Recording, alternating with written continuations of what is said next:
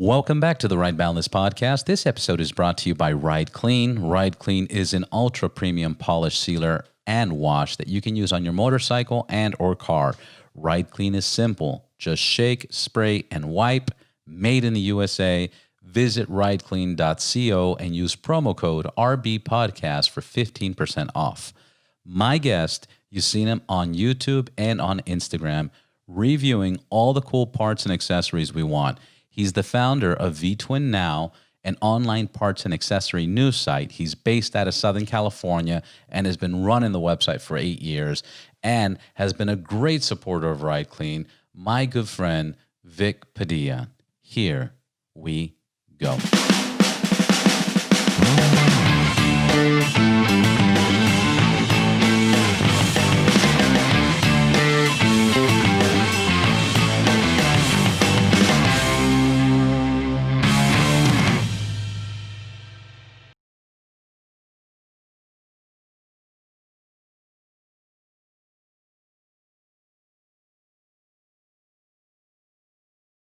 What's up, Vic? Thanks for being on the Right Balance podcast, man. How you doing? Good, man. Thanks for having me on, man. Yeah, of course. How's everything going? What you been up to? Man, probably just like a lot of other people, at home a lot, quarantining, trying to do the right thing. Yeah, I'm out here in Imperial County. It's pretty hot, so even if I wasn't quarantining with the whole COVID-19 thing, during the summer times, we really don't get out that much because the summers are just, the heat's unbearable. I think yesterday was 118. So inside, air conditioning, just chilling. Yeah, you have to stay. You got to run from like inside air conditioning to car air conditioning to store air conditioning, et cetera. It's ridiculous. 118. Yeah, I mean, so we moved here a couple of years ago, and I thought I guess I didn't do my homework. I didn't know how hot it really got over here.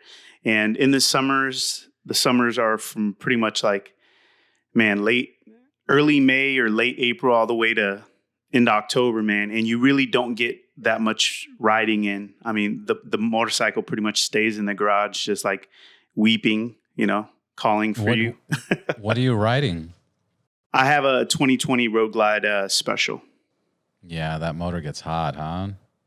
Yeah, if down here, if you want to go riding, you really have to take off like 6 or 7 in the morning and then head west up to the mountains like Julian, that whole area, east San Diego County, and then head back like late in the evening, or else, I mean, you're gonna get wiped out. You're gonna get roasted. How's the bike handling that heat?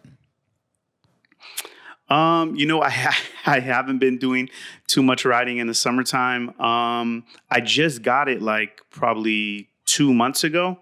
So I only have I think I got like 1,800 miles.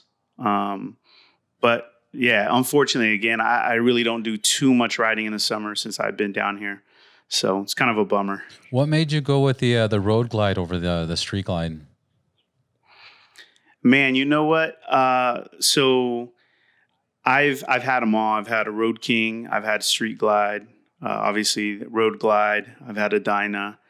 Even FXR. The Road Glide, the way it handles on the highway, it's just like an Aero.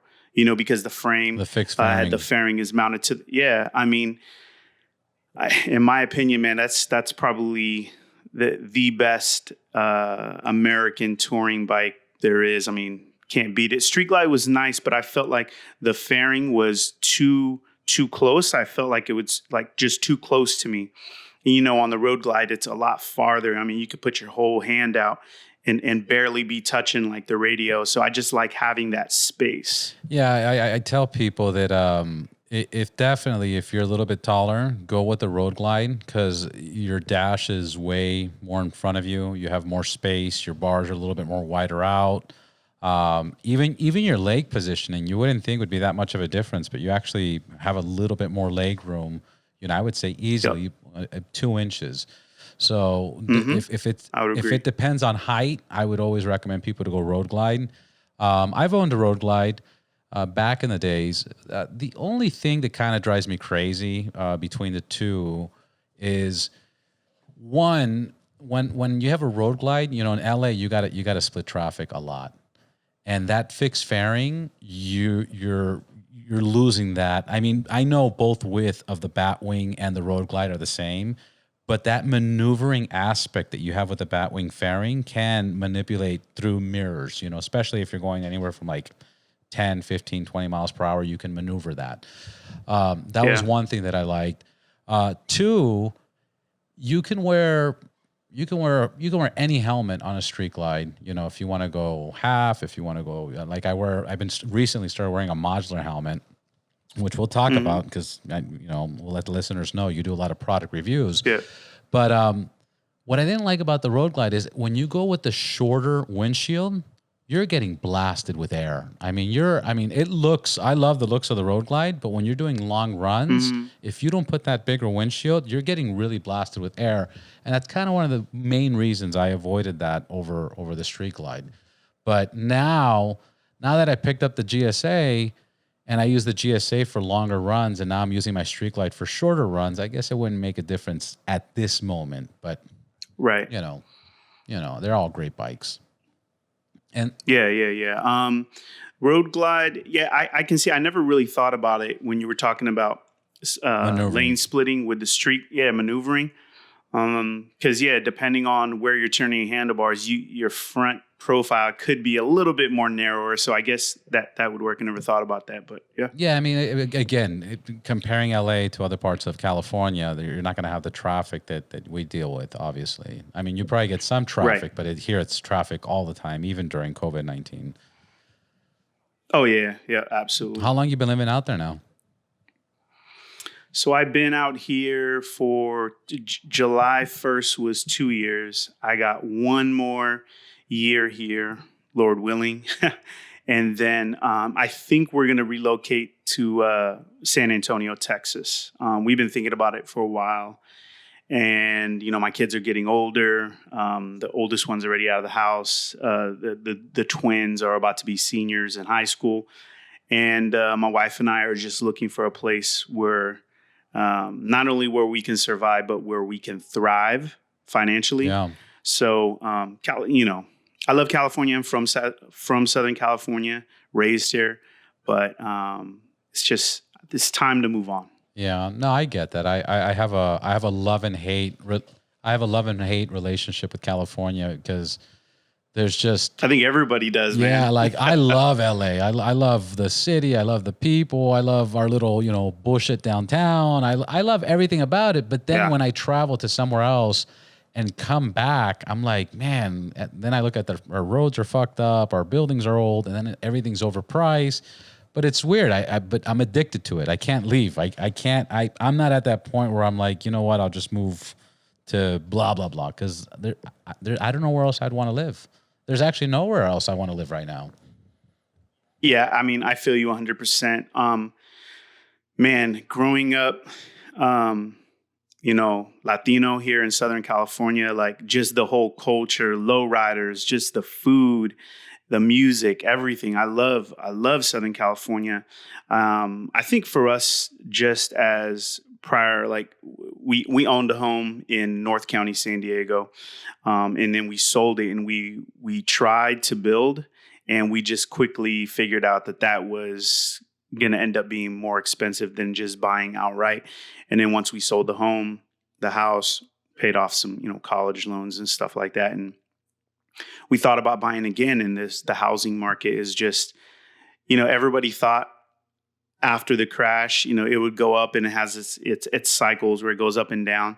And I thought that the price of homes would be coming down soon. It's just been steadily going up or holding. So for us, we're thinking about like, okay, what happens when we turn 50? What happens when we turn 60?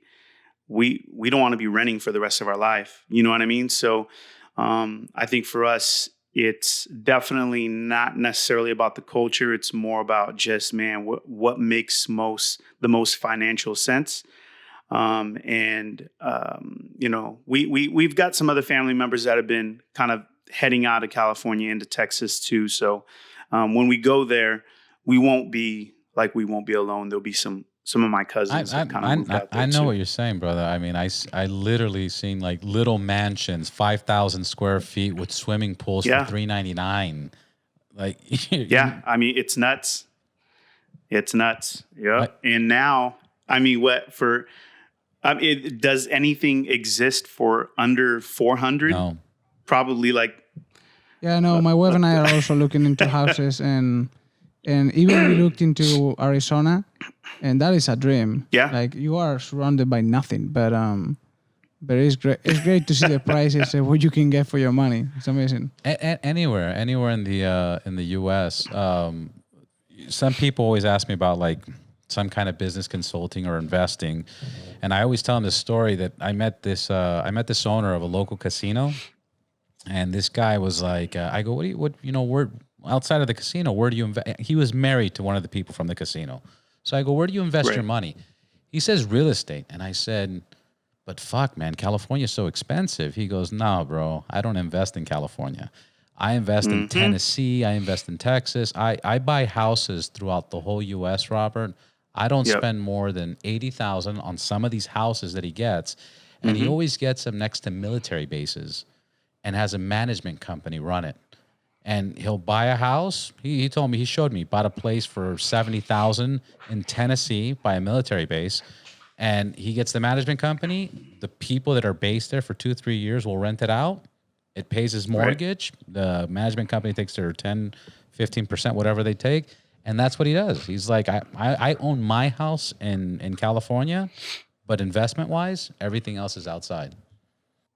No, that's so funny that you mentioned that, because right before this call, I literally was just looking on realtor.com, because my wife and I, like we said, we got one more year here. And, I was talking to her and I said, listen, we need to start making some moves. We always talked about getting into real estate investment and buying like a multi-unit, like a duplex, triplex, or a fourplex. And I said, let's get into it now. And let's just do it. Instead of talking about it, let's just actually go and do some research and just do it. So I'm currently looking for multi-units right now in my area where I don't know if you heard of the term house hacking. Yeah. So for people that don't have the kind of money to just buy the building and then still have their own place, as a military veteran, I still get my VA home loan, so I can come in with zero down.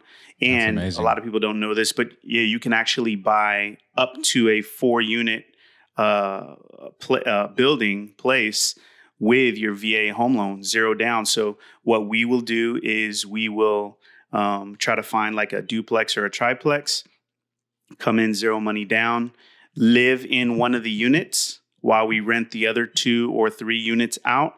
And then down the road, when I move, then we can either refinance it to a traditional or just deal, or sell it.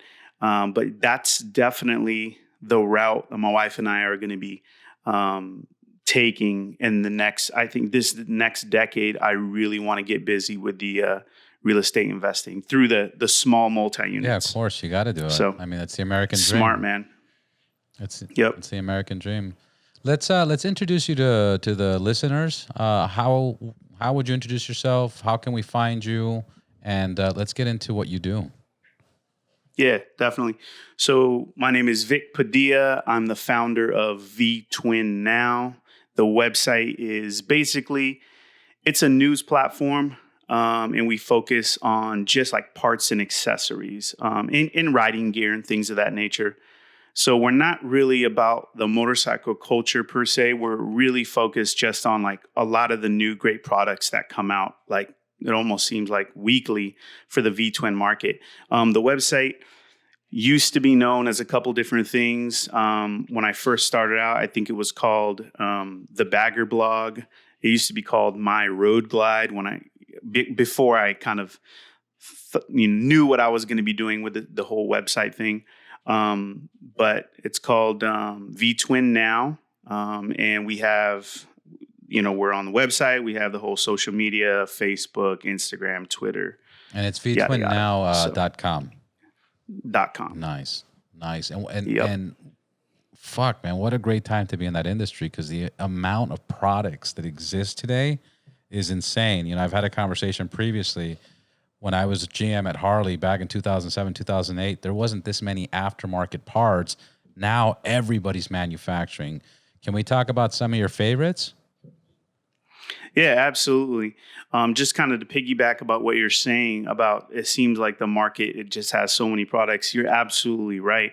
I think with, I think with the whole people being able to actually start affording some of these CNC machines, it really, I think that whole thing kind of ushered in people being able to kind of make these products in their garage almost. You know what I mean? You can get some of these small CNC machines and you can pump out some little foot pegs for pretty cheap in your own garage, assuming you have the right power and stuff. You know what I mean?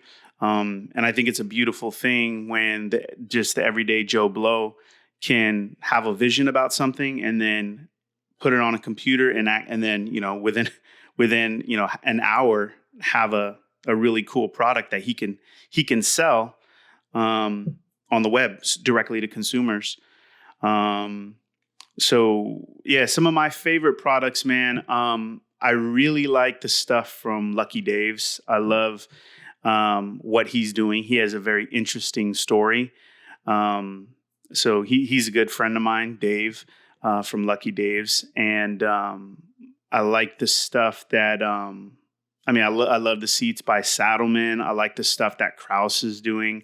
I love the guys over at Joker Machine. I've always rocked a lot of their products. I think they're based out of like Lake Havasu or something.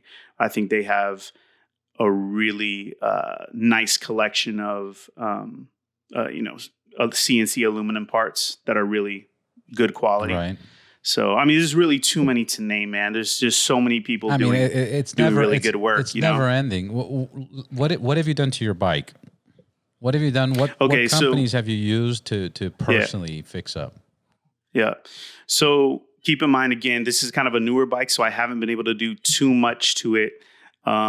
So the first thing I do anytime I get a bike is the handlebars got to go. Like the stock handlebars. When I got the 2020 Road Glide Special, you know, they have those like buckhorn style handlebars. Yeah. And when you're riding it, it seems like it almost feels like a beach bar. Yeah, and it kind of turns like your wrist and stuff. Like, yeah, I know what you're saying. First thing. Yep. So those are the first thing that's got to go. What I did on this bike is I went with the Kraus setup. I didn't go with the Kraus top tree because I didn't have the money for that. But everything else is Kraus. And so that's a really nice setup. What else I do? A lot of my bikes, I have Bassani exhaust, so I went with Bassani's new stainless steel, their extra short version of their Road Rage. For the baggers, right?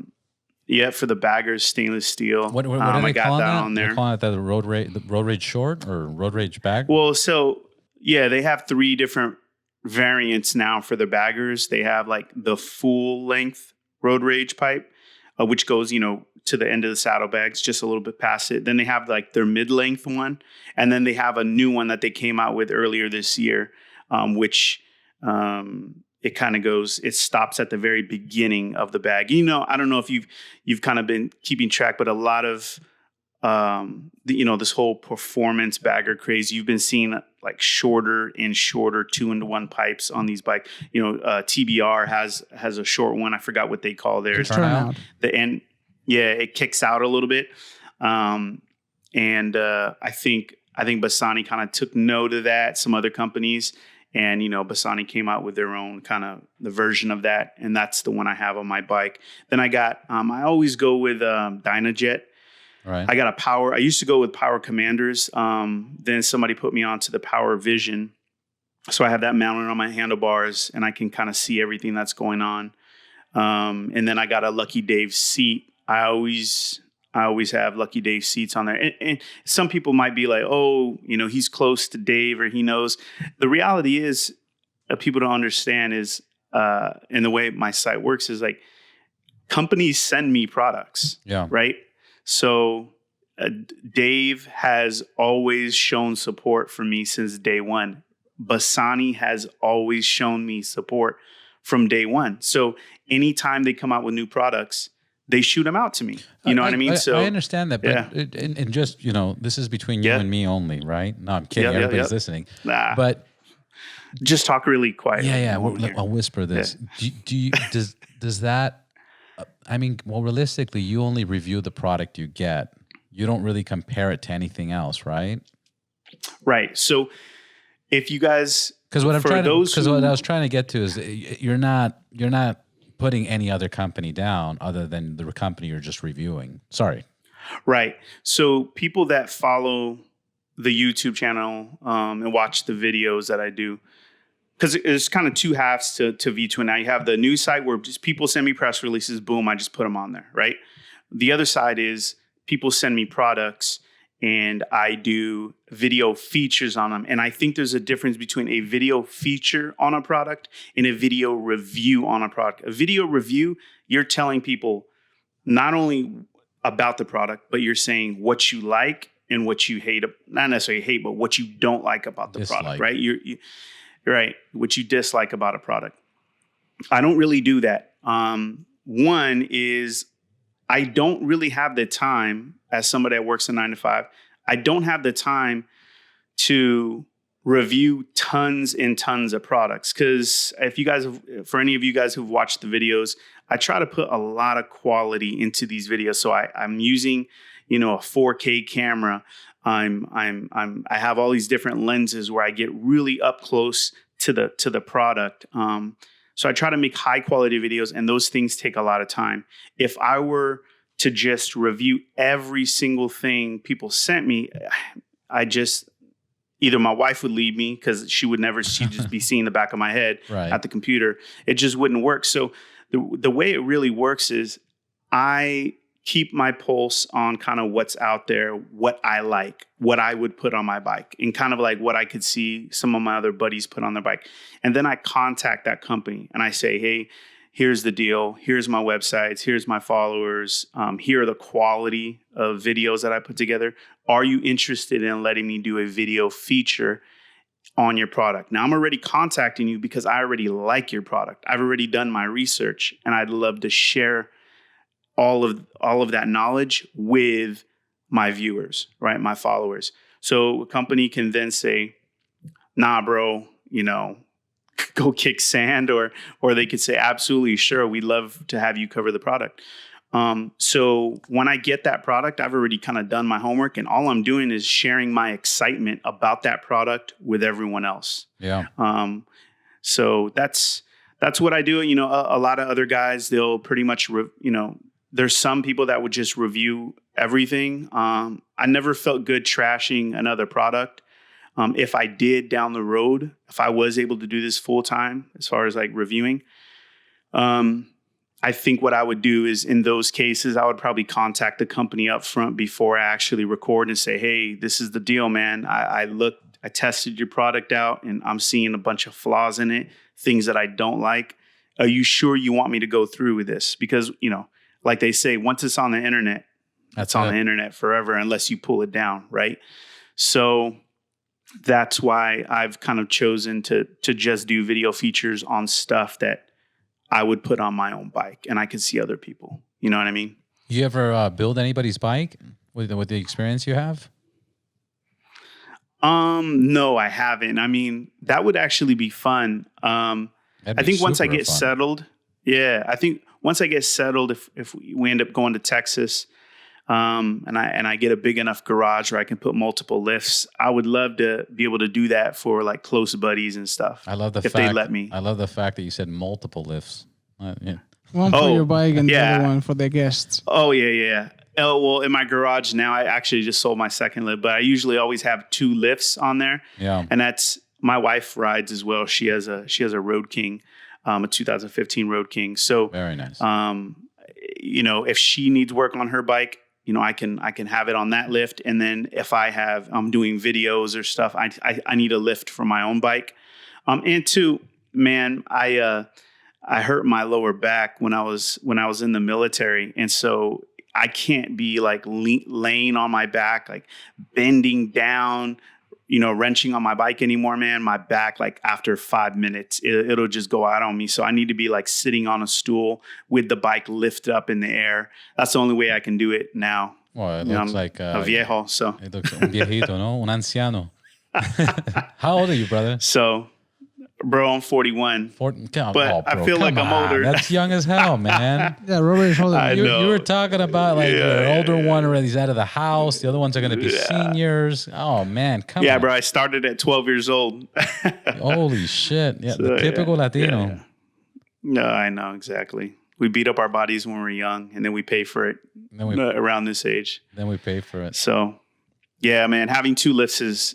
having a motorcycle lift, like the drive-on lifts, those are great, man. Got to have one. Yeah, I was actually looking at one of those. I mean, it's the only problem with that is that if I were to get one, people like this, I'm pointing at Jaime right here. This fool's like, hey, do my oil change. Oh, bro. No, he'll actually do my oil change, and he'll do his, and then he'll bring everybody else's So what bike. he was going to say is people like this, and he would point at me, would be comfortable doing my service at my garage. Yeah, pretty much. Pretty much. Go ahead and buy it, bro.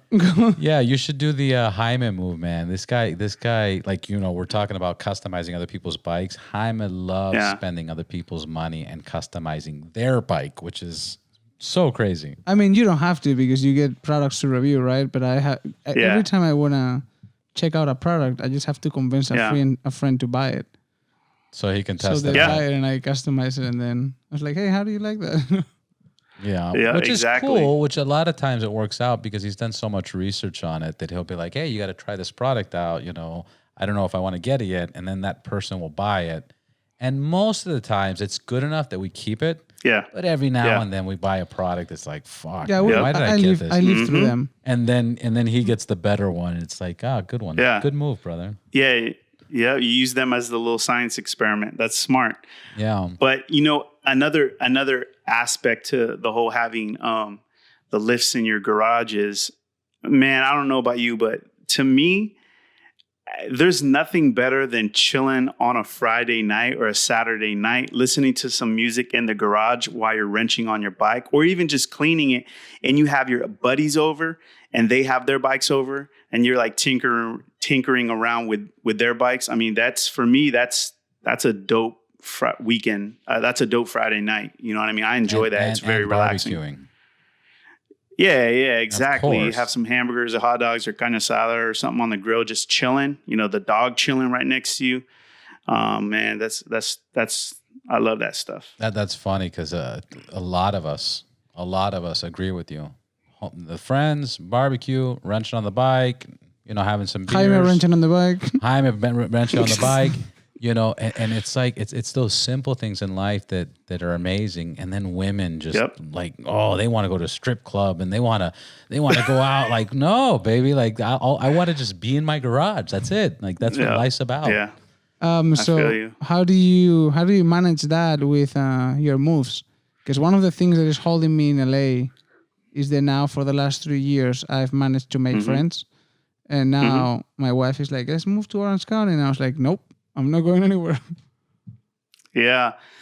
Oh, geez. So you mean, well, I hung around a lot of guys in North County, San Diego, and it was kind of hard moving out here where I didn't really know too many people, but I'm a pretty social dude. Like I make friends pretty quickly. And, with motorcycles too, it's easy. Like you spot guy. Yeah, exactly. You pull up somewhere and you see another Harley and you just start talking to them and you make friends really quickly. So I've made a number of friends down here, and it's funny. Like when I met them, they had like older Harleys, and they were still working and stuff, but like 92s or whatever, electric glides or whatever. And they see me what I kind of do with my bikes and stuff, and now all of them have 2020 Road Glide specials. So we're all mobbing around Imperial County. And no, I'm familiar. It's cool. I'm familiar with your situation. That's this guy. He just sold everybody 6 BMW GSAs. Like, I don't know. That's my next bike, bro. Is it your next bike? Well, I'm the GSA, the GS 1250. That is the next bike I want to get. Just to be clear, real quick, just for the people listening, you brought that up on your own, right? Yeah. Okay. Yep. Okay. Talk about your next bike. Yeah, that I've been doing a lot of research, and here's the thing. So recently, my wife and I, we bought like a travel trailer. One, because the whole COVID-19 thing, everybody's stuck in their houses. They just want to get the hell out, right? Right. On the weekends. Not only that, but the heat, we just want to get the hell out and go somewhere cooler. But I don't like sleeping on the ground anymore. You know, when I was younger, when I was a young buck, I could do all that now. It didn't matter. Glamping. Yeah. I want to sleep on a nice bed. I want to be comfortable. So we've been going out camping like every other weekend. And we like to go see nature and go just see, you know, all that stuff. And I anytime I'm driving to these like locations, I always like am looking off to the side on some of these little dirt roads, just going off into the mountains and stuff. And I'm like, man, I would love to just be able to pull over and go in that little truck trail and go see what's over there. Right. But with a bagger, you know, it's really tough to do that. You really got to pick and choose your battles wisely, because loose gravel, you know, you could end up on the ground, end up hurt. Those are pretty heavy bikes. So I just been doing a lot of research on the adventure bikes or dual sports, and they just look really, really fun. So I'm looking at that. I'm looking at the Honda Africa Twin, because man, I really want to be able to go on some of those truck trails and just go explore. And so those type of bikes allow you to do that. So here's the thing: if you really like your Harley, I don't know if I recommend you to get the BMW. Because why is that? Because you're not gonna ride your Harley anymore. Bro, you go through phases. All right, so I've been watching a lot of YouTube videos, and that is that's a common theme. People are saying that bike is the true touring bike, the GS 1250. So I think for me, I'll always keep a Harley because I enjoy those motorcycles. I enjoy the sound, the feel of them when I'm on the road. And I also enjoy the culture too. Right. And I think it's a kind of a different culture with the whole touring bikes, right? So why not have the best of both worlds? You know what I mean? Keep that bike, and then that way I can continue doing my things with the V-twin market. And when I want to go off road, just jump on the BMW or the Honda, you know? Yeah, it becomes difficult. I have the 2020 Street Glide, and then I have the 1250 GSA. And I got the Street Glide first, and I was riding it everywhere. I mean, within 3 weeks or something, I put like 1,200 miles. Then I picked up the BMW, and I just wasn't riding the Harley that much. And there was actually a phase. I'm calling it a phase because then I got back into the Harley. But there was like a 3-4 month phase where I didn't even want to touch the Harley. I was like, why? I mean, I'm going to cut through traffic. I'm going to cut through here.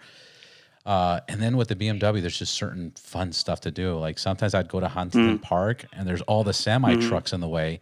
I would jump on the sidewalk. I'd go over the train tracks. I'd go through. I'm doing stuff that I've never even crossed my mind. And the phase after that was, I look at the Street Glide looks at me kind of sad, and I'm like, shit, I better take this out for a spin.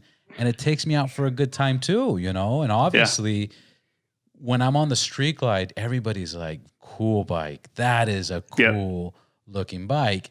And everybody will say that. The GS, I get a lot of that. I mean, literally, we were riding, I think, to Lake Arrowhead a few weeks ago. And this guy in a M5 was just with his girl, and he was honking and waving. He's like, fucking amazing bike. Yeah. And actually, a lot of people like I don't know, they're both beautiful. Actually, you got to own both. One of our buddies just got pulled over by the police.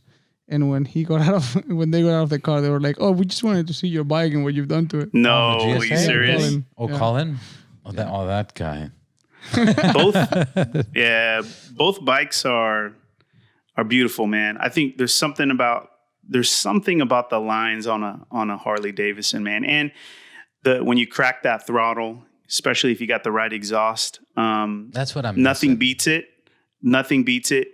But as far as pure comfort and technology, like the intersection right there, I think there's a lot to be said for those type of bikes like the GS 1250.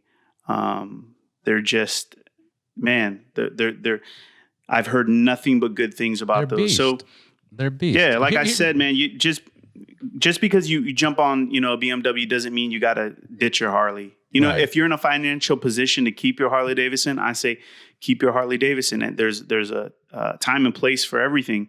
But some guys get really divisive when you start talking about brands and stuff like that. I've just never been that type of dude. Right. But most people are not. My conclusion between the GS and the Harley is, if you're looking for lifestyle, if you're looking for a bar hopper, if you're looking to, meet and socialize, stop by the dealership and hang out, which is all fun things, get a riding crew and have that experience, definitely go Harley. It's a lifestyle bike, 100%. But once you get more riding experience and once you've ridden a lot that your ass hurts, and you want to go on further rides and you want to go off dirt roads and you want to go now more for adventures versus, local or just car, because I know people on Dynas that, rip the canyons, 100% badass. But if you want to go state to state, shit, if you want to go around the world, then you get the GS. Yep. Well, for example, we were going to maybe try and attempt to do this episode, and we were going to write to you and surprise you and just show up there to do the episode live. On our BMWs, we probably would have done it. Yeah, I'm not going to do that in my Dyna for sure. Yeah, 4 hours. I think, you guys would have died in Palm Springs. Probably. Oh, you have to get the Palm Springs through your place, yeah. Yeah. No, you could have made it physically. Well, yeah. If it wasn't the summertime, I would be like, man, that would have been a cool ride for you guys. And but is the suspension? I mean, what are the type of things on those bikes that are that you feel are superior to like a Harley touring bike? What's the first thing you guys noticed? Look, I'll give you a simple analogy. A Harley to me is a sexy ass hot rod. It's a classic, sexy hot rod. It looks nice, it feels nice, but the suspension's a little stiff. The handling's a little heavy. The ride is not as smooth. The motor's a million degrees, especially these 114s. They're a million degrees. And it just handling and performance is just not there. It's to me, it's a bar hopper. Yeah, I know people go to Sturgis. I've done, long rides. But the BMW to me is more like it's like comparing an Audi Q8, a 2020 Audi Q8 and a hot rod. What are you going to take to Palm Springs and cruise down Palm Springs? And what are you going to take and ride to Montana to Yellowstone and back and not worry about having another week and a half of recovery? Yeah. But technologically, actually, to the question that you were saying, I feel a lot safer, for example, because it has like combined brake, and it's all electronic. So when you hit the brake, it already by default brakes 60% in the front, 40 in the back without you touching the back brake. Or 70-30 or 50-50. And then you put it in raid mode and it changes the percentages so you're safer. So then you have a traction control. So it has full-on traction control, which Harley, I think, did start adding as an option. Traction this control. Year, I think, right? Yeah, for a first gen. But, they've had traction control for a while. The weight, the tank is 7.8 gallons. The suspension that you can it's electronic also, so you can bring up 2 inches or down 2 inches. You can raise your suspension, and it gets hard if you put it in Dynamic Pro. It gets stiffer, so you can do canyons. I mean, it's just a whole bunch of electronics that you don't. Yeah. That you're years away. Right, and the list goes on. The Boxer motors, and you got the engine guards, and you can go completely off-roading. I mean, it's never ending. But my end conclusion, my end result would be that if you're looking for something to just fucking escape, just really escape, you go with that, and there's no limits. If you're looking for a lifestyle, because I know there's a lot of people that just got into Harleys and they're like, oh, Harley fucking Davidson, there's no other better bike. And it's like, brother, there's a lot of nicer bikes, but I respect the HD tradition. I love Harleys. Yeah. I can't get rid of my Street Glide. I'll never get rid of my Street Glide. And guess what? Maybe I will pick up a Dyna Lowrider, the new ones. I had the older one with the suspension, but now one of the new ones. there's still many Harleys I'll still buy. Right. But I mean, performance, like we were talking about doing a podcast with our next guest, he's in Yellowstone. And right. we're like, fuck it, let's just go to Yellowstone. Yeah, we mapped the trip. Yeah, let's just that'd be a dope ride. That'd be a fucking great ride. Like there's the difference is if I did a full day of riding my Harley, when I got back, I'm drinking a beer and I'm going to sleep. You know what I mean? Absolutely. Yeah, for a day. For a day, yeah, for a day, and you know, and with the BMW, with the GSA, I can ride 6 hours. I can ride 300-400 miles locally, messing around through the canyons, Angeles Crest, BCH, get home, jump on a computer and work, or whatever the case. Yeah, 3 weeks ago I went to Yosemite Park, and I rode straight from LA to in one gas tank, by the way. Because they got like 8 gallons. 8 gallons right? of gas, yeah. 7.8. That's crazy. So I went there, and it was 5 hours and a half.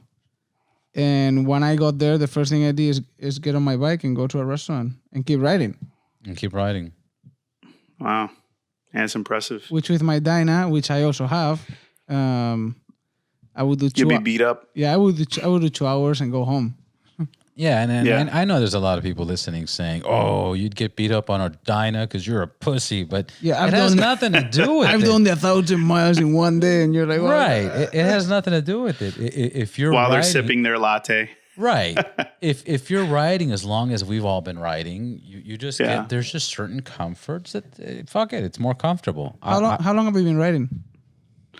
So I started riding in 2010. My first motorcycle was a Dyna, but I quickly went from like a Street Bob to a Road Glide Ultra. Shortly after I went riding to, where do we go? Went to like Santa Barbara. I met my uncle who lives up in La Habra, and he's been riding all his life. And so I remember riding up to Santa Barbara, and he's on his Street Glide, bumping salsa music, just like chilling, enjoying it. I'm getting beaten up on this Dyna. I didn't have no windshield, no little fairing, nothing, just kind of eating all the bugs, getting blasted everywhere. Yeah. And I'm looking at this fool, and he's just like chilling, listening to music while he's riding, one hand on the handlebar. Cigarette and in I his was mouth, like, damn it. Drinking a beer. Yeah, exactly. On the computer. And I was like, man, I need to get a bagger. And I had that Dyna for probably 8 or 9 months, traded it in, got a bagger, and never looked back. Yeah. What do you have before this one, before the 2020? Oh my gosh, I've had so many. So I had the latest one.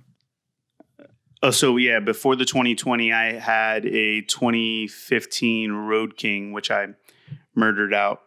It's on my Instagram somewhere. Yeah. But I probably had about, I don't know, man, 7, 8 bikes now.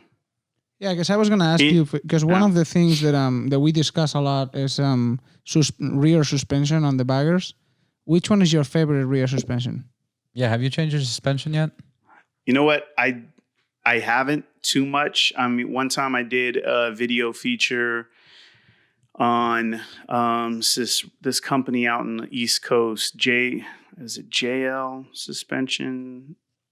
Oh, I can't remember the name of the company. They're not really too known in the Harley community.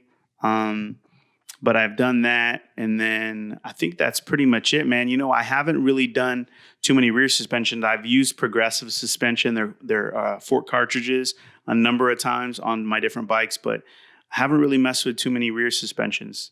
So I want to. I've been. Yeah. Go ahead. No. Continue. You want to? Yeah. Just gets pricey. That? There's a it is. There's a company out of. What is it? They're like Riverside, Walker Evans. No, I forgot. You probably know who I'm talking about. They have the piggyback. RWD, right? Yeah. I've heard great things about their suspension, but I haven't got a chance to get my hands on a pair. But heard good things about them. I know everybody's going to hate me for doing this, but one more point about the GSA. You buy it, it's done. It's done. Really? You don't have to do nothing. It's done. You might change your windshield if you want. You might powder coat because you want to do something to customize it. Yeah. But it's done. You're not. So is there a big aftermarket industry for those bikes, or is it because those bikes are so dialed in? No, there's not. Compared to Harley Davidson, compared to Harley Davidson, there's not. There is a few. Look, Saddleman made some seats. You know, we actually rolled in. I've told this 1,000 times on this podcast, but I love it anyways. We went into Saddleman to pick up my San Diego custom Saddleman seat for my Street Glide. We went on the GS, and when we rolled into the office, 5 or 6 dudes came down, like tatted up, typical Harley riders, right? Are those your bikes? And we're like, we thought we were going to get in a fight. Legitimately, we thought we were going to get into a fight or there's a problem. And we're like, yeah, those bikes are fucking amazing. Can we make seats for them? Yeah, of course. Why not? And they made some pretty awesome seats with the back pillion, whatever it's called. You know. Yeah. So there is some, but compared to Harley, it's none. I mean, it really is. It really Interesting. Is so the bike comes complete, where the benefit of having a Harley is the customization's unlimited, but it's so fucking expensive. I just went to the store in Glendale Harley, and I just bought, floorboards, matching brake pedal, matching this, matching that. $1,400. All Willie G? No, I went with their new collection, which I have mixed feelings about, but I went with their new collection. It's called the Endgame, and it looks more, they just released it probably a month and a half ago. It's called Endgame. It looks good, but they've been stepping up their game a little bit. They've been for a up. while. Well, some of it was kind of cheesy, but I think they're taking some cues from other people. But a couple cues. I mean, it's about time. I remember back in the days when you couldn't even buy any Harley chrome parts unless if it was from custom chrome, because Harley's chrome quality sucked back then. And now they're jumping into a bunch of stuff. Even seats and everything, but it's still not as good as like the locals. Yeah. But this Endgame collection, if I was to give any feedback, I feel there's definitely no grip for your feet. So you feel like when you're hitting 80, 90 miles per hour, I feel like I'm struggling keeping my feet on the floorboards. Right. Where they just released another collection that's called the 80 grip or 80 grit. And that one has like the little spikes, and that one looks pretty cool. I kind of wish I would have went with that setup. But anyways, my point is, benefit of Harleys, we can all buy Street Glides, and by the end of the year, everybody's bike's going to look different. You know? And I do like that aspect, but it gets costly.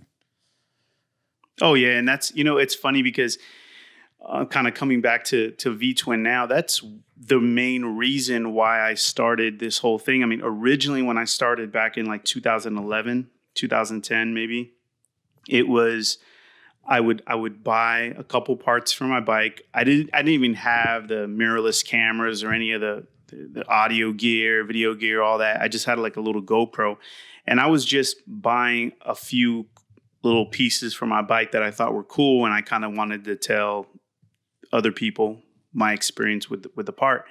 And what happened was people started watching those videos, and then slowly but surely companies started watching those videos and saying like, man, this he's really giving a lot of attention to this product, where some of these other dudes you just kind of, maybe they just want the free product or whatever, but they're really not giving the product the attention maybe it deserves. And so companies started hitting me up and saying, hey, would you cover our product if we sent it to you? And I'm like, do I have to pay for it? They're like, nah, man, keep it. You know what I mean?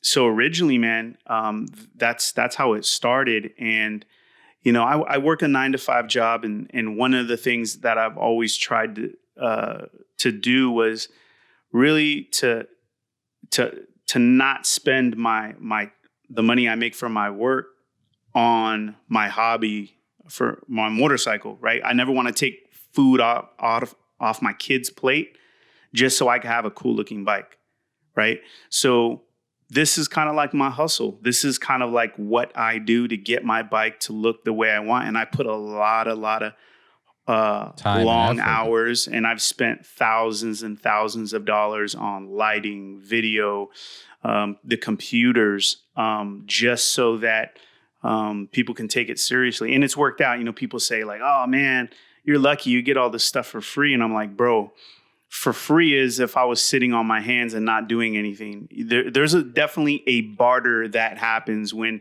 Bassani sends you a, $1,400 exhaust pipe. They're expecting something in return, right? So no doubt about it, I'm putting in, 5, 6, 7, 8 hours just editing all this stuff, and it works out. So yeah. Yeah, there's no such thing as a free meal. Nope. There's nobody Bassani selling pipes, sending them pipes just to have a pipe. It's literally people anything you do, even the podcast, a video, anything that has to do with production takes so much time and effort and editing and cutting. It's not easy. Even I'll make a little video on Instagram, and that takes an hour, Or even, for example, right now we're having a casual conversation. We'll record it. Right. We'll fix it up, tune it up. But the introduction, for whatever reason, takes me 30, 40 minutes. I got to record it. I got to script it. I got to write it. It takes time, and people don't see that. People just think that everything is simple. But I do think that if there was somebody else, like, for example, if we were talking to you in 2011, it's like, hey, man, you want to do this, bro? Just use your fucking GoPro, just get started. Just get your little mic. Yep. Do. There is ways. Like, sometimes people complicate it more than what it is to get started.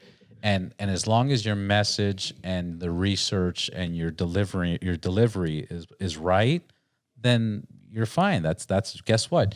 You got to record a video with your phone? Fuck it, do it.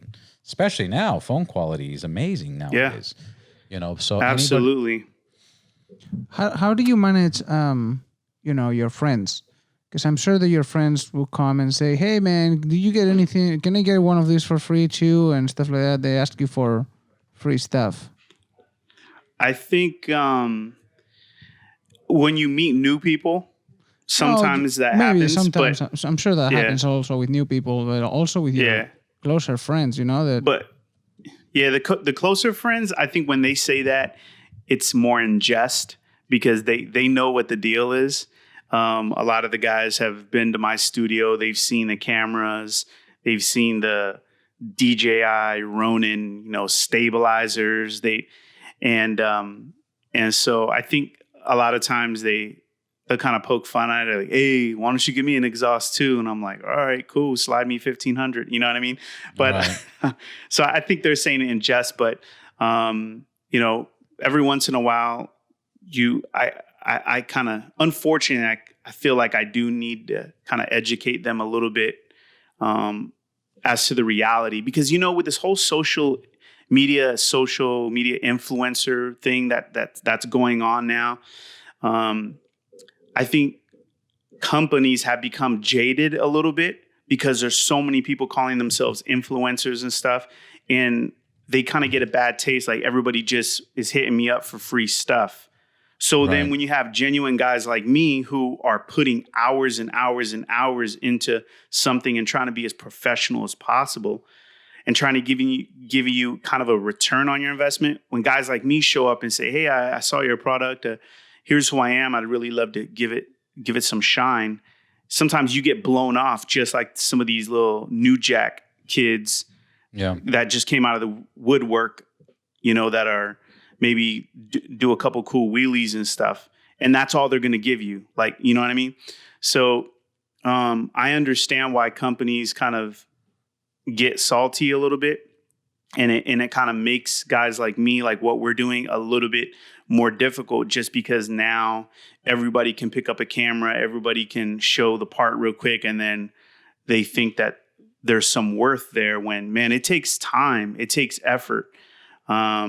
I've had many sleepless nights. Weekends really are the only time I can do a lot of this stuff, because when I get home from a hard day's work, my time is focused on my family, my wife and kids, because at the end of the day, man, like, I don't want to be known as one of those dads that was like, my boys, they're like, oh yeah, dad had all those cool bikes and he had all these followers and stuff, but he was a shithead.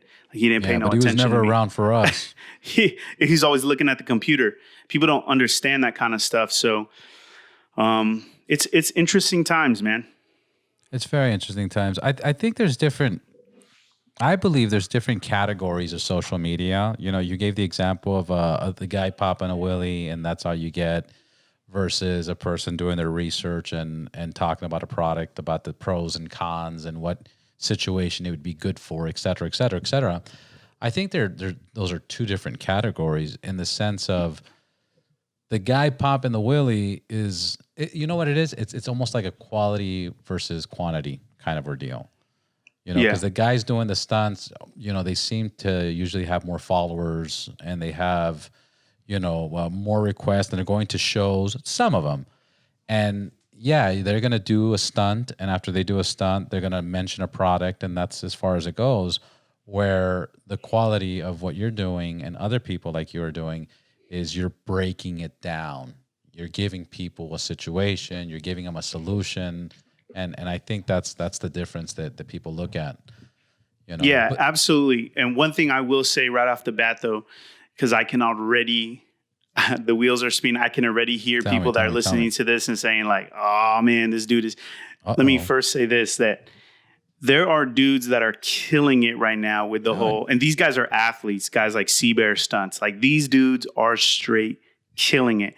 What a lot of people don't realize too, like, okay, they're getting stuff, you know, parts, accessories, all that stuff. These dudes are literally putting their life on the line. Like these dudes are straight up athletes, right? So I'm not talking about dudes like that.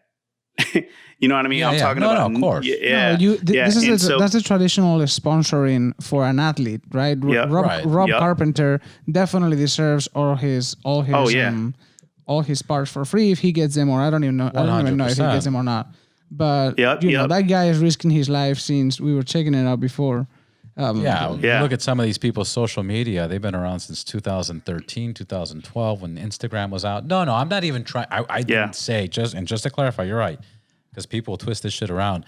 I'm not trying to say that, you know, compare it or not. What I'm saying is there's just different categories of social media.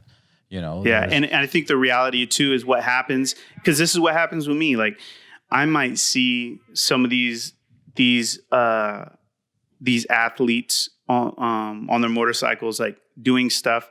But if I'm interested in a product that they're sponsored by or that they're promoting, the first thing I do is I always go like to YouTube. I'll try to see if some dude is talking about that product in depth. Yeah. And that's what I do first before I jump into a product. So the way I'm thinking is if I'm doing that before I spend my hard-earned money on a product, I'm guessing a lot of other dudes are doing that too. So there's a place for those athletes that are doing the wheelies and putting their life on the line. And there's also a place for guys like me and others that are maybe not putting their life on the line, but they are looking in depth at a product and giving everybody like an up close look at it and really, really genuinely selling a product from a customer standpoint. And I think there's definitely value in both, and both are needed in the industry. Absolutely. But we're clearly mentioning the classic guy that uses the first 3 weeks of him willing to get free products and never get anything in return to the brands. That's which unfortunately for most brands, there's a lot more of those guys than you know, the people doing the research or the professionals or the pros, and that's just part of it. And they know it. We know it. We all know it. Look, we have and now I'm just talking about the Los Pepes group. We have clothing, right? That we design and make in downtown LA from scratch, right? There's guys that hit me up and the first phrase they say is, "Hey bro, help me get gear for free." And that is the introduction. Not even his name, not even how are you doing, or their followers or their quality. You have no idea the amount of people that does that obviously straight up no response. I can imagine. And we are nobody. We have like 7,000 followers, but it's incredible how people find you, go through the feed, see that we tag people, which means that we, you know, are somehow involved with some specific brands or something, and they just attack like if it was, you know, a free for all or whatever. I believe it. You know, I think it's just I don't know if it's a trend, but man, it seems like this younger generation, man, here I go talking like an old head, us old heads sitting with those young bucks when I was their age. But it just seems like people aren't willing to put in the work to get what they want. Everybody wants the handout. They want quick, free now. And, you know, it was a couple years of putting out videos and spending money on camera equipment and lighting and learning how to do all this stuff before I got my first $1,000 part, before Bassani says, hey, we like your stuff. Here's this pipe. Please cover it. You know what I mean? It took a long time before that happened. 9 years. I get no's to this day. To even now, like, people say no to me straight up. And so a lot of people don't think about that kind of stuff. You know what I mean? But how many subscribers do you have in YouTube now? So on YouTube, man, I probably have like not very many, man. I got like 3,000 on YouTube. But the main thing because of that is, you know how there's people doing vlogs like every week. I'm not posting every single week. A lot of the stuff that I do takes a lot of time. It might take me a week and a half just to do the editing and production of it. You know what I mean? But it's interesting you say that because I've thought about changing up the style and the frequency of my videos. If I'm doing high production all the time, I'm never going to be able to put out videos like every week, like some of these vloggers where they just kind of get in front of a camera and talk and then boom, that's it. So I've been thinking about mixing it up where I have my high production stuff, right? And then I have short my reviews vlogs or something like that. Yeah, just content. So, yeah. And on Instagram, I think I'm like, I don't know, man. What is it? 4,000 or 5,000. I'm on Twitter.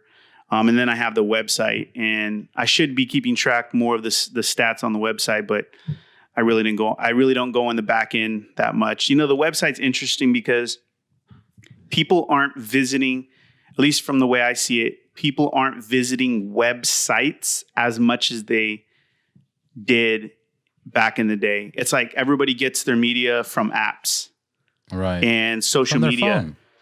Yeah. So most people, like, if they're going to get information about a product, like even if I push it on VTwinNOW's Instagram, like they're really not going to go to the website. They might go to YouTube to see if I did a video on it.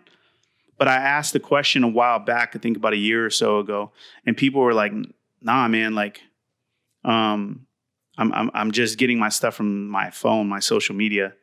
So I don't know what the future of that website's going to be. You know what I mean? I have some friends that are fashion bloggers and stuff, and they all started with their blog online.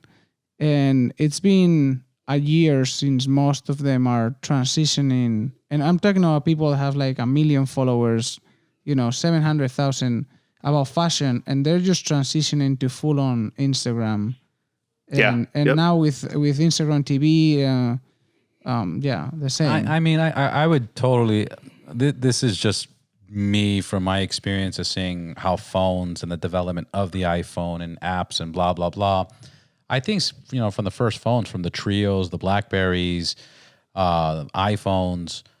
I don't think anybody ever really used them for websites at all, and I think that's kind of how apps became more popular because people were like creating an app for their business, where it's just their contact information. Then somebody else created an app for this content. And I think that's why the development of apps became so big, because nobody goes to a website with their phone unless if it's a Google search.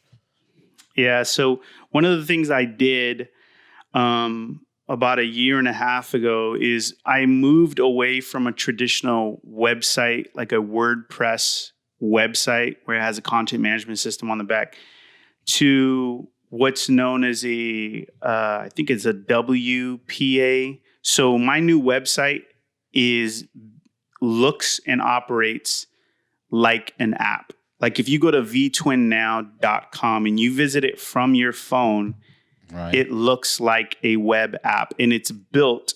It's a hybrid. It's kind of like a hybrid between a website and a web app.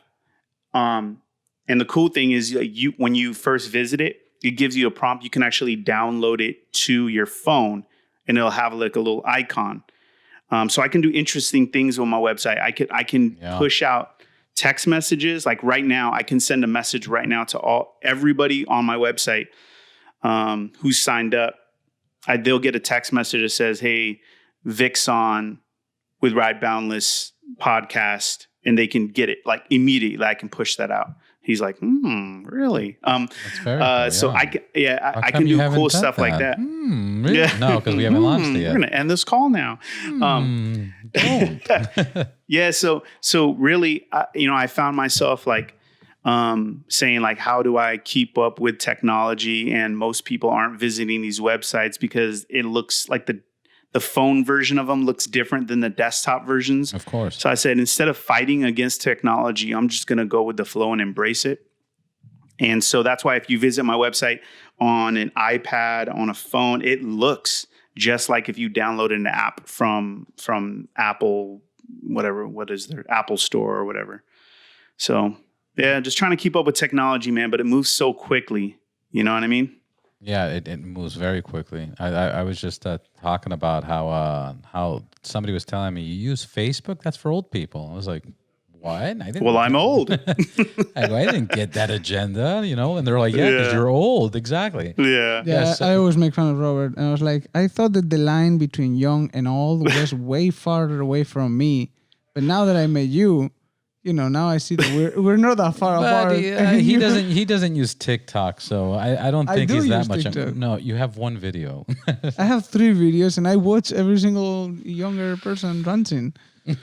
Yeah, TikTok. That's interesting. I had a TikTok account for VTwinNOW, and I just deleted it not too long ago, a couple of days ago. Your wife told you to delete it. I'm kidding. No, but one, man, on that app, it's so quickly for you to just fall down a big hole and like just be swiping. There's so much stuff on there.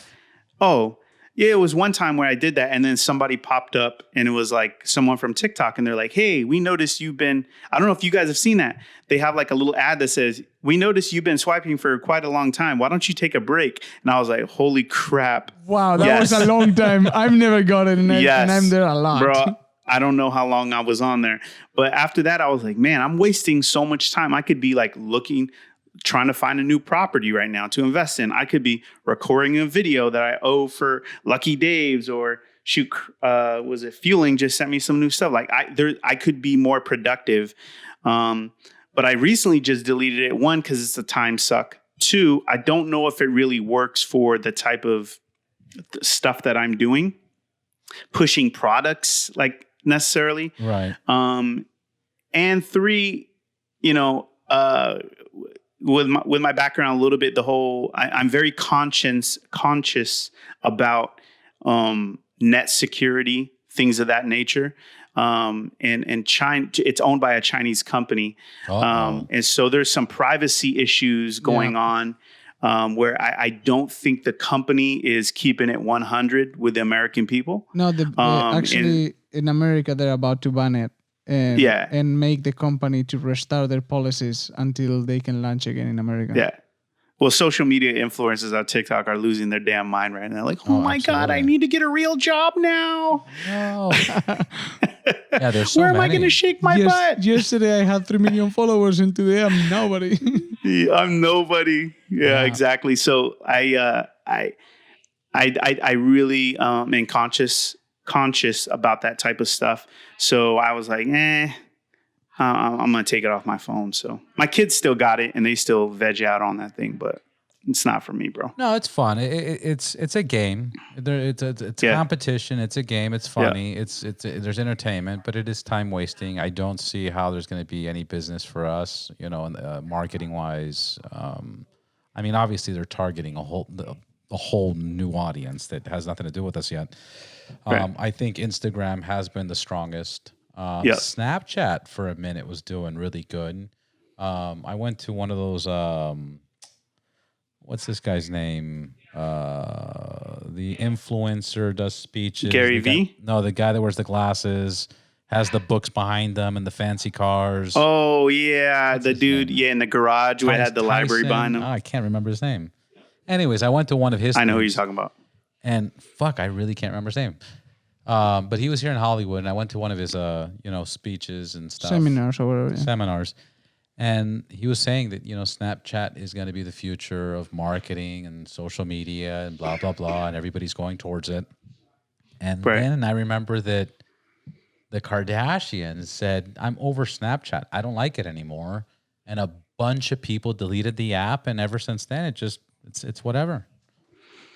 Yeah, I never got into that app. My kids still use it to like communicate, like text kind of, but it's not. They don't really use it for content ingestion. For posts, they use TikTok and like Instagram for that. But I think YouTube still. I think YouTube is the king, man. I think YouTube's. YouTube. Yeah, man. I think they've kind of set the standard of content creators like making money. Yeah. So, and I need to, man, I envy, man, those dudes with like hundreds of thousands of followers and stuff. Cause they're really making some good money. But the one thing that people don't take into account with that stuff is, man, you have to put out content all the time. That's the only way you get to that level. And so then there's that question, like, what am I willing to give up in my life to get to that point? It's always a give and take situation. Absolutely. Like where I'm at right now, married, with teenagers. In a year or two, the situation could be dramatically different. These, one of them's talking about joining the military, the other one's talking about going to college, whatever. So I could potentially go from having 2 teenagers now in the house to just my wife and I. And that opens my timeline up to be able to spend more time on things that bring in more income. You know what I mean?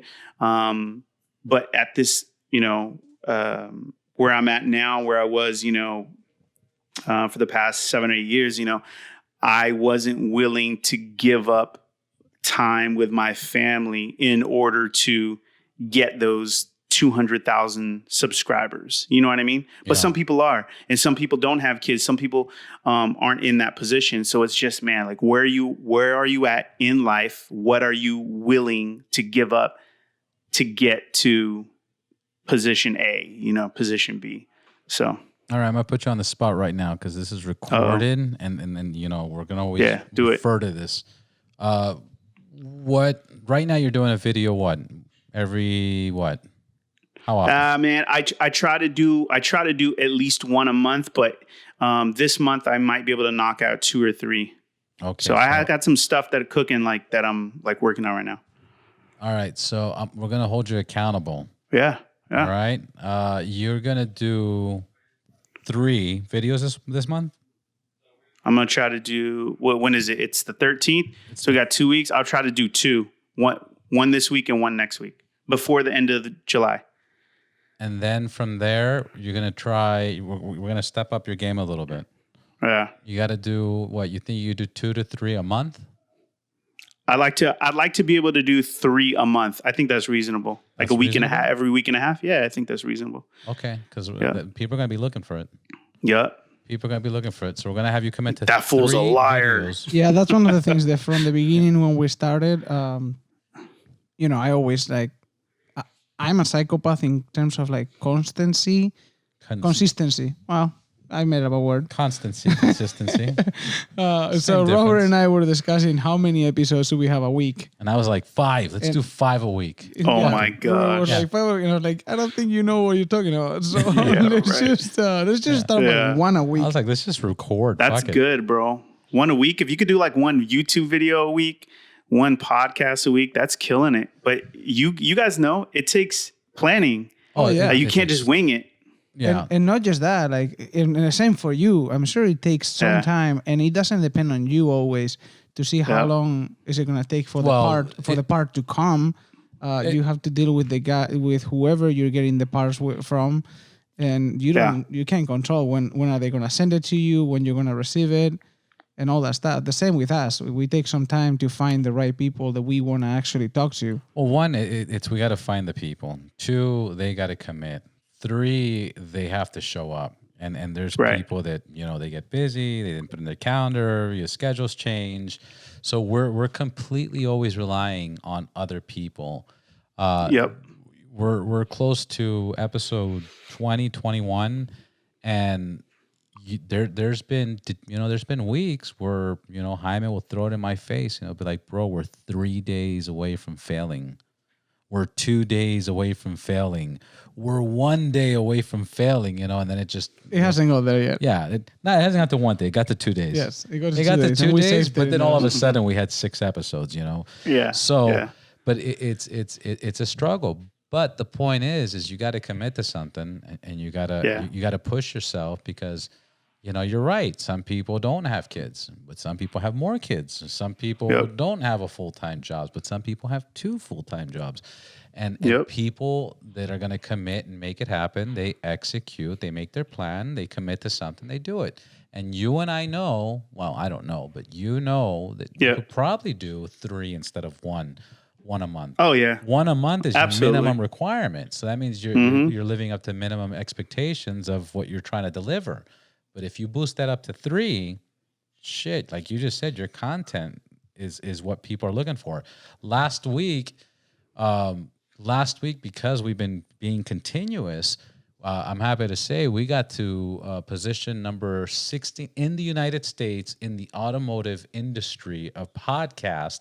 We were number 69. And I'm talking of over 10, 12,000 podcasts, if not even more. It's probably 19,000, so to be that high up. But the only reason we got to that point is because it's consistent. Yeah, and also so the consistency is not just every often, it's also same day, every week, same time. And because your audience is expecting something and you can train them to, expect something on Tuesday night, they'll be like, oh, tomorrow morning I can drive to work, listen to these guys. And every Wednesday they can drive in the morning to work with our new episode. Right. So, yeah. All right. So again, we're going to put you on the spot. 3 episodes. What do you 3 or 2? No, he's doing 3. Well, he's doing 2 this month because we're in the middle of the month. we're already halfway. I don't want to force him too much. Next week, no, I want to force him so he can look at me and either say, fuck you for making me do this, but I did it, or, I didn't do it. So you're going to do 2 this month. You're going to finish the month of July with 2 more videos. Did you do one yet or no? Yeah, I just put one up 2 weeks ago. Right, the and that was the Road Rage. That was the new short pipe. So what I got coming down the pipe is I'm working on one for Memphis Shades. They sent me out a windshield for the Road Glide. Nice. Then I just have got one from Memphis Shade too. Shout out to Memphis Shade. They make dope stuff, man. Big supporters of our website. And then I got a Lucky Dave's just came out with a brand new seat called the Get Lucky seat, which I'm really, really liking. And I think a lot of people are they're gonna like the video feature, man. It's a really cool seat, great product. So I'm doing that. And then after that, Fueling sent me their vented dipstick. So I'm gonna be checking that out. So we'll have some cool content. So the dipstick, I guess when you start the bike, there's a lot of pressure that builds up in the motor. And so this dipstick has a vent in there, so it lets the motor breathe a little bit better, and it prevents, I guess you call it blow-by, blow-by in the motor. And so it's just better for the engine. So they sent this out to me, and I'm going to be checking it out and letting people get the up close detail on it. Please do that. And I really appreciate. I really did like the Bassani video you did. And thank you, brother. Because I'm in that phase right now where I'm trying to figure out what pipe to get. And my 2 runner-ups are TBR and Bassani. I'll let people know what I get when I get it. But your video, I was like, fuck that. The Bassani looks nice because they did a new Road Rage 4. I know. Yeah. They're clean, bro. I've seen it. Yeah. So I want to hear anything you have for the bagger. I'm a client. So I'm interested. So get that, get it out there. What about the website? How often do you post stuff on the site? I used to post stuff every day. These last couple of weeks has been slow. And that's a couple things, not making excuses. People send me press releases. Sometimes it's dry. You know what I mean? Sometimes I don't get any press releases from people. Other weeks I'll get like press releases every day. And that's, they're only sending press releases when they come out with a new product. So new products aren't coming out every single day. So the onus is on me to go out and try to like find stuff. So on Instagram, I'm typically on there. I usually post once to twice a day. So that's, if you check out my IG, VTwinNOW on Instagram, I usually post or reposting new products there. And what I try to do is get more pictures from the company and then post them on the website. But hey, because of this conversation, every single day from now on, every single day, because that's really easy, man. That stuff only takes probably 20 minutes. Yeah. You know what I mean? Just copying and pasting, putting some links. So yeah, man, this is good motivation. Jeez. Yeah, that's the whole point, man. The whole reason I created this, the whole reason Jaime joined me in creating this is because, we're motorcycle enthusiasts. Yeah. There's a lot of people that I like their entrepreneur, side of doing things. Yeah. And it's to hold each other accountable.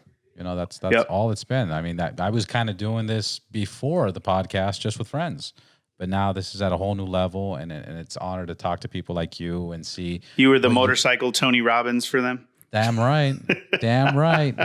But the Latino one, without the $5 million though. Yeah, soon. I hopefully in the next 10 years. Yeah, exactly. Yeah, no, but that's the whole point. The whole thing is, if we can inspire. With like your videos, you don't have that many subscribers right now, but if that one or two, if you get 5% of your people that actually buy the pipe, that the company's happy, you're happy, everybody's happy. If Absolutely. we get one or two listeners that change the way they do things, or makes them a better rider, or makes them get a better purchase, whatever the case is, then it was worth it, right? Yeah. That's why we're investing and spending this time in there. So, and now having you be accountable for something and setting up some new goals, it's exciting, because we're all going to watch Everyone you, wins. That's right. We're all going to watch you, but don't fuck it up, please. Don't fuck it up. No lo cagas. I know where you live, sucker. Yeah, I do know where you live. And then how did we meet? Let the people know how we met. Yeah. Okay. Were you at the AIM convention? Where did we see each other? AIM Expo in Vegas? AIM Expo. I was in AIM Expo in Vegas. And I saw you there. And then IMS at Long Beach. Yeah, man, it's been, what year was that? That was a while ago. Fuck, I want to say almost. That was when you first now. launched the company, right? Yeah, that's when I launched the Ride Clean. Ride Clean, and then you were hooked on the bottles, and thank you for the support on doing those posts and reviews. Oh, anytime, man. People they think that like, oh man, you're only gonna promote stuff that people send to you, but there's a lot of products that I promote that people haven't sent to me, and I've purchased myself. I've used them, or I've talked to people that have used their products, and they just have really good things to say. So I'm all about promoting the best stuff out there, the stuff that works the best, the stuff that looks the cleanest.